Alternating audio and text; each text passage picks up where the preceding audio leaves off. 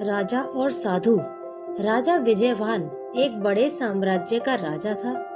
राजा को बड़ी मन्नतों के बाद एक पुत्र की प्राप्ति हुई थी। राजा अपने राजकुमार से अत्यधिक प्रेम करते थे, उसकी हर जिद और इच्छा की पूर्ति करते थे। राजकुमार को घुड़सवारी में बड़ा आनंद आता था, लेकिन राजा को यह पता नहीं था कि उसके जीवन में ऐसा कुछ होने वाला है। उनका इकलौता 10 वर्षीय पुत्र घुड़सवारी करते वक्त अपने प्राण गंवा देगा। एक दिन प्रशिक्षक साथ घुड़सवारी करते वक्त एक दुर्घटना में उसके प्राण चले गए। ढलान पर फिसलन वाली जगह पर घोड़ा अपना संतुलन खो बैठा। उस पर बैठा नन्हा राजकुमार गिरकर एक पत्थर से टकरा गया, जिस कारण उसकी जीवन लीला समाप्त हो गई। राजा को इस घटना से गहरा आघात और क्रोध आया। राजा इस घड़ी में जैसे राजधर्म भूल गया। उसने उस घोड़े और उसके प्रशिक्षक को भी नहीं छोड़ा, दोनों को मृत्युदंड दे दिया। राजा को सभी 4 पैर वाले पशुओं से घृणा हो गई। उसने राज्य में सभी 4 पैर वाले पशुओं पर प्रतिबंध लगा दिया। उसके राज्य में अब कोई भी बैल, गाय, घोड़ा, गधा इत्यादि कुछ भी नहीं रख सकते थे। जो भी इनका प्रयोग करते हुए पाया गया उसे भी मृत्यु दी जाएगी, ऐसी राजा ने घोषणा करवा दी थी। राजा अपनी इकलौती संतान के जाने से बहुत निराश था। उसने खुद को राजमहल में कैद कर लिया था। राज्य में प्रतिबंध के कारण प्रजा का बुरा हाल था।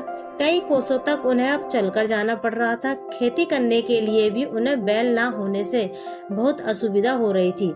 दूध दही का अभाव हो गया। बैल गाड़ी, घोड़ा गाड़ी, गधा गाड़ी की जगह मनुष्य गाड़ी का प्रयोग हो रहा था। पशुओं के ना होने से कई की जीविका चली गई थी। आमदनी का साधन समाप्त हो गया था। देखते ही देखते 9 महीने बीत गए। प्रजा दुखी, कई निर्धन हो गए। भूख से कई जाने चली गई। राज्य की प्रजा चिंता में डूबी ही रहती। उन्हें कोई रास्ता दिखाई ही नहीं दे रहा था।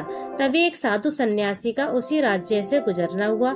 राज्य में वे आए तो लोगों ने उनके आगे विनती की और उन्हें इस समस्या से निकालने का अनुरोध किया। उन्हें लोगों की पीड़ा दिखाई दी। इसके पीछे प्रतिबंध का कारण भी पता चला। साधु ने राजा से मिलने का निर्णय किया। वो राजमहल गए और राजा से मिलने को कहा। राजा किसी से भेंट नहीं कर रहे थे, इसलिए राजा ने ये संदेश भिजवा दिया कि आप जाएं। राजा अभी दुखी है। उस साधु ने कहा कि मैं उनके पुत्र के विषय में उनसे कुछ चर्चा करने आया हूँ। राजा ये सुनकर उनके सामने उपस्थित हुआ। राजा ने उन्हें प्रणाम कर कहा कि आप क्या बात करना चाहते हैं। उन्होंने कहा कि हे राजन, आपने गलत ही पशुओं पर प्रतिबंध लगा दिया। आपके पुत्र की मृत्यु का कुछ और कारण है। राजा को लगा कि ये पहुँचे हुए लगते हैं। मनी मन कुछ समय उसने विचार किया और फिर कहा, क्या हमें बताइए ऐसा क्या है जो आप जानते हैं और मैं नहीं। उन्होंने कहा कि जल, आप जल पर प्रतिबंध लगाइए। ना आप जल पीजिए, ना आपके राज्य में कोई जल का प्रयोग करेगा और ना ही वर्षा होगी। ऐसा प्रतिबंध लगाना सही है। राजा बोला, आप क्या बोल रहे हैं? आप सन्यासी होकर एक बाप की पीड़ा के साथ खेल रहे हैं। वो बोले, मैं सच बोल रहा हूँ। घोड़ा अपने आप में नहीं फिसला, वहाँ फिसलन थी, क्योंकि घोड़ा फिसलन से फिसला और वो जल के कारण होती है। वहाँ आप भी जाकर भागेंगे तो गिरेंगे, तो फिर घोड़े का क्या दोष? राजा सोच में पड़ गया।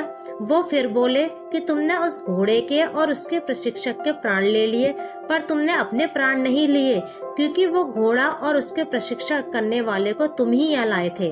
वो अपने आप यहाँ नहीं आए। तो देखा जाए तो असली दोषी तो तुम हो। न तुम उन्हें यहाँ लाते, न तुम्हारा पुत्र प्राण गवाता। वो बोले, राजा, तुम्हें सबसे पहले अपने आप को दंड देना था।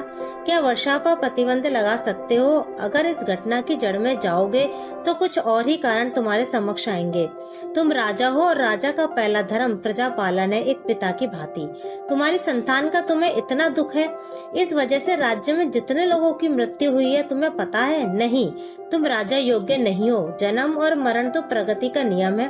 तुम्हारे पुत्र के साथ जो हुआ वो एक दुर्घटना थी, लेकिन जो तुम कर रहे हो वो पाप है। राजा साधु का वचन सुनकर उनके आगे फूट फूट कर रोया। साधु ने उन्हें सत्वामना दी और कहा, उठो, परमात्मा ने तुम्हें अवसर दिया है प्रजा की सेवा का। बहुत हुआ राजन, अब विलम्ब मत करो, अपनी प्रजा का पालन करो, अपना धर्म निभाओ। एक बाप अपने पुत्र को ना बचा सका, लेकिन एक राजा ना जाने कितने दूसरे पुत्रों को खुश रख सकता है। इस अमूल्य जीवन को जीना है। राजा की आंखें खुल गईं।